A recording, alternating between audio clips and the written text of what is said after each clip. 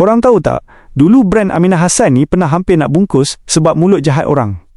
Kalau korang membesar zaman 80-an atau 90-an, jenama ni memang wajib ada dekat dapur. Dulu, diorang ni, giant dalam FMCG, boleh fight head to head dengan jenama antarabangsa macam Maggi, Kimball dan Life. Tapi, satu hari, brand ni hilang terus. Bukan sebab quality drop, bukan sebab marketing cloud, tapi sebab satu benda yang brand zaman sekarang pun takut. Ini cerita macam mana brand Aminah Hassan jatuh dan macam mana diorang bounce back. Cerita ni start tahun 1966 dekat Batu Pahat.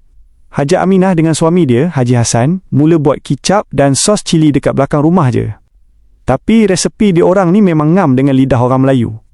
Diorang start kecil je, tapi demand naik sampai diorang terpaksa buka kilang besar kat Jalan Kapar, Klang di bawah nama Amisan Produk Ems dan Berhad.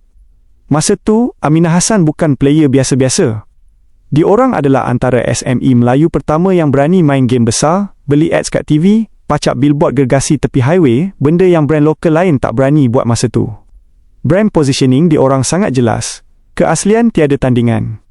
Diorang pegang market share Bumiputra, customer trust diorang 100%.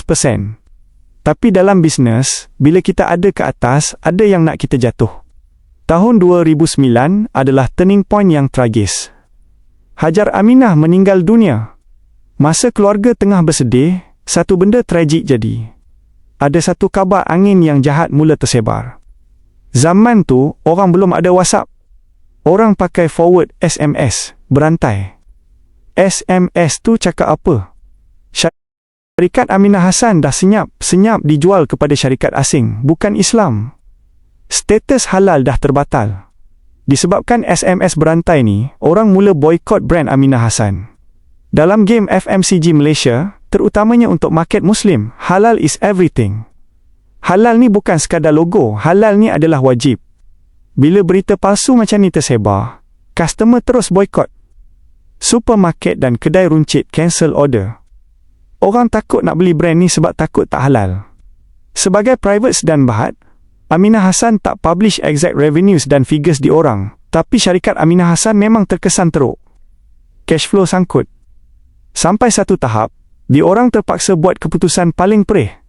Tutup operasi kilang. Ramai orang hilang kerja, Aminah Hassan hilang dari pasaran. Cuma tinggal kenangan yang kadang-kadang orang sebut. Bertahun-tahun brand ni senyap, tapi legasi tak mati macam tu je.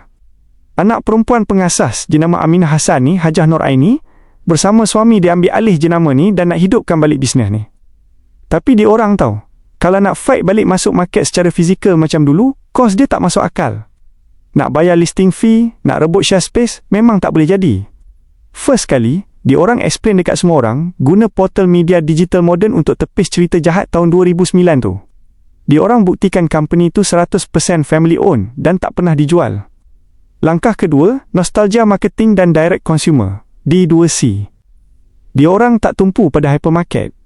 Aminah Hassan ni masuk platform e-dagang macam Shopee, Lazada dan Agro Bazaar. Customer millennial yang rindu rasa authentic sauce dari zaman childhood diorang mula nampak dan beli online. Bila diorang potong orang tengah, which is retailer, margin keuntungan jadi lebih sihat dan overhead jadi jauh lebih rendah. Demand perlahan-lahan datang balik. Apa yang kita boleh belajar? Kisah Aminah Hassan ni ajak kita beberapa realiti pasal bisnes. First kali, brand trust is extremely fragile.